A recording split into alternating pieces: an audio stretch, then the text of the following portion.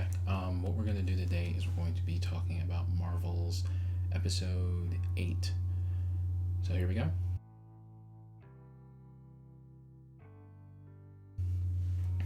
Alright, so to start out with this episode, there was a setup for it at the end of episode 7, right?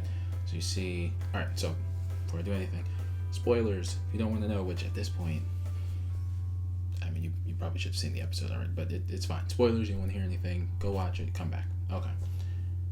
1, 2, alright, everybody's gone. Hopefully not everybody. And if they did leave, come back. Alright, so at the end of episode 7, they set up the idea that Thor was this big party guy because Loki wasn't around, and then, oh no, the whole world, all that stuff has righted itself because now he's scared of his mom and he's gonna do better or something. And then Ultron comes out of like a portal, and you're like, oh no, what's going on with this? Okay, so they're picking up with that storyline. Ultron wins, destroys the Avengers, gets the Infinity Stones. Okay, so if I'm being honest, I see what they're doing. Like I see the big overarching thing with the concept. Like Ultron's like, oh, I'm gonna go out and I'm gonna make peace in the universe, and I'm gonna go and do these things, and they jump around to all of the like they do the greatest hits of the Marvel Cinematic Universe. So Guardians of the Galaxy, they do Captain Marvel and that home world. Like they do everything. Like they go everywhere. They destroy Ego. Like they do all sorts of things.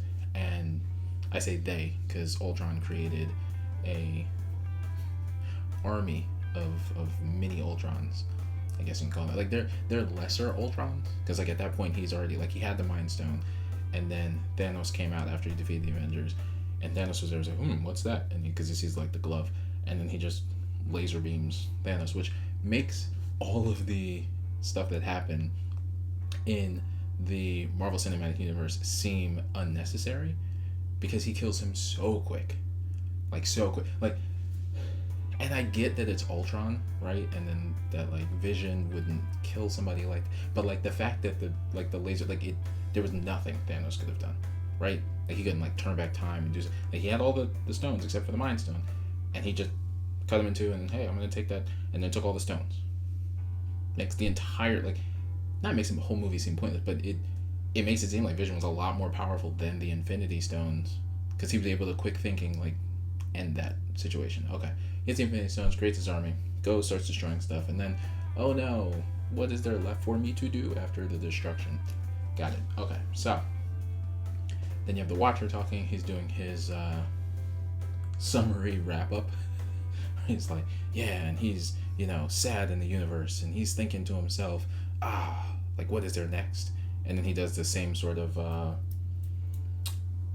awareness, I hear someone talking thing that Doctor Strange did in his what if Doctor Strange, I think it was lost his heart or something instead of his hands.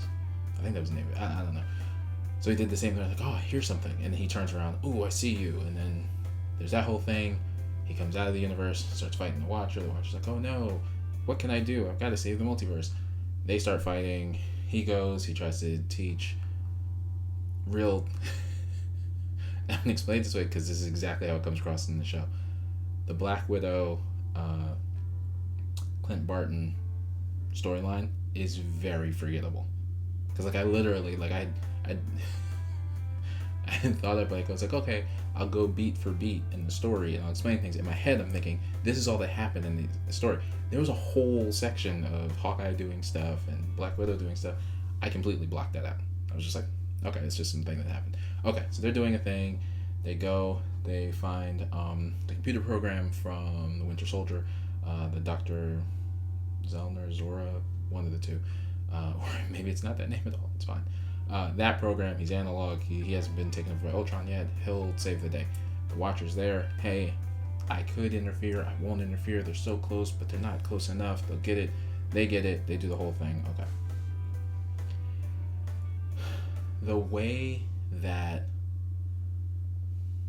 it's a slippery slope, right? So the Watcher has interfered in the sense that he is now a combatant, right?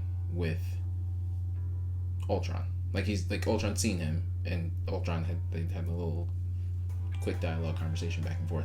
So he's now part of the situation. Like he can't act like, oh, I'm just watching, because the whole thing with the Watcher is that he's watching and people aren't aware, right, that he's watching them.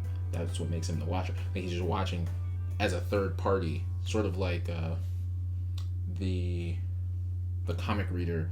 Like he's the proxy for the comic. Like, oh, I'm telling this story and I'm observing things that you observe, and we're not connected to this, and we don't interfere. Okay. Once you start punching people with like Dragon Ball-esque key blasts and stuff, you're part of the story now. Like you got to accept that. Okay. Now he's part of the story. He's fighting Ultron. I'll be honest, I don't know a ton about the Watcher. Like there's some kind of offshoot characters. Like before Guardians of the Galaxy came out, I wasn't super big on that. Even like Captain Marvel and even like Ant-Man. So like I knew some stuff about Ant-Man, but I didn't know a ton until they started doing the movies. I don't know a ton about the Watcher.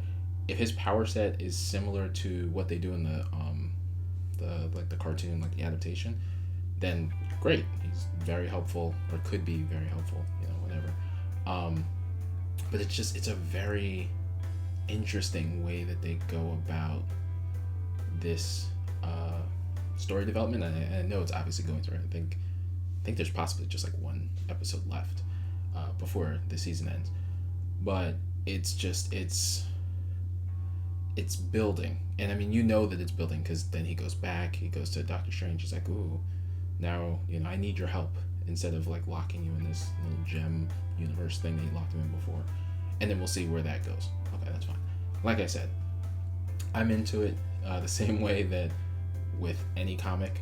Sometimes I'll read it, I'll be like, that's a great storyline. Sometimes I'll read it, I'll be like, yeah, okay. With these what ifs, it's not that all of them are meh. I think a lot of them are really good, and they do have a lot of connection to a lot of the comics. I just know that I haven't read them enough to be like, oh my god, they're doing that. I'm just like, oh, okay, it's a story. It's good. It's more content. It's more content for me to talk about. More content for me to ingest and watch. It's great. I see where they're going with it, and I know they're doing like Multiverse of Madness. They're doing Spider-Man No Way Home. They're doing the Eternals and stuff. Trying to get more grand with their storytelling. It's just, I don't know. I think the thing about call him Viztron, Ultron with the Mind Stone, is that the way that he kills Thanos, I feel like it completely undercuts all of the other films. Like all of the impending doom, like that. Oh my gosh, like he's gonna get all the. It makes all of it seem completely unnecessary.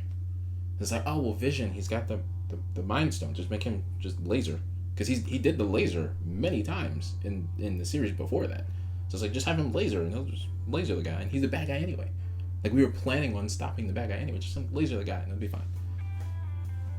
So, like I said, I'm interested to see where they'll take the finale, with them introducing the, I guess I'm just like bad Doctor Strange into the story, and see where that goes. If that really heavily ties into, I want to say probably more the Multiverse of Madness than Spider-Man No Way Home, because I don't think they're going to do that multiversal issue that they're going to do in No Way Home and introduce all of this, as well as what it seems like they're introducing in the Spider-Man with like all those other bad guys. I don't think they're going to do that. But I could be wrong. I have absolutely no idea what they plan to do with the Marvel franchise, so we'll see what happens. So, if there's any other, like I said, TV shows, movies, music, comment below. If you stayed to this point, why not subscribe? I mean, you've already come back and watched more videos. And if you haven't, all right, I'm going to say this. If you're watching through the catalog because you want to watch more stuff, thanks, subscribe. If you haven't watched any other things, go back through the catalog, watch, and subscribe. And then there'll be more stuff for you to watch. That's even better.